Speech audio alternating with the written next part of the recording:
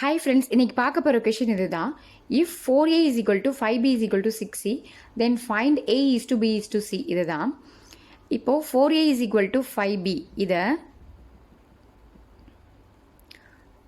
a by b is equal to 5 by 4 எழுதலாமா?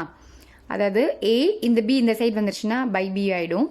இந்த 5 அங்கே தான் இருக்குது, 4 இந்த சைடு வந்து கொண்டு வந்துட்டோம். ஸோ டிவைடட் பை 4 அப்படின்னு ஆயிடுச்சு. இப்போ a by b-யை a is to b-ன்னு எழுதலாமா? is equal to 5 by 4 5 is to 4.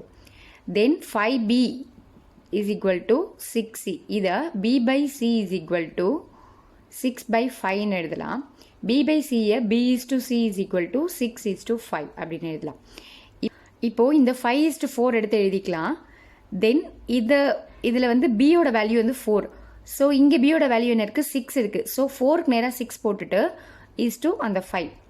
இப்போது ஏபிசி அதுக்கு தகுந்த மாதிரி ஈக்குவலாக எழுதியிருக்கும். ஏ பி வந்து 4 6 தென் சி வந்து 5. இப்போது இது ரெண்டுத்தையும் மல்டிப்ளை பண்ணணும், இது ரெண்டுத்தையும் மல்டிப்ளை பண்ணணும், இது ரெண்டுத்தையும் மல்டிப்ளை பண்ணணும்.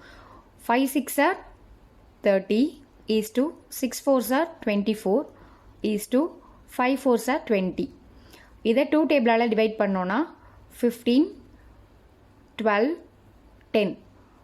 இதுதான் A is to B is to C யோட ஆன்சர். சேம் மெத்தட் யூஸ் பண்ணி இந்த கொஷினுக்கான ஆன்சரை கமெண்ட் பண்ணுங்கள். நெக்ஸ்ட் ஒரு வீடியோவில் பார்க்கலாம். தேங்க்யூ.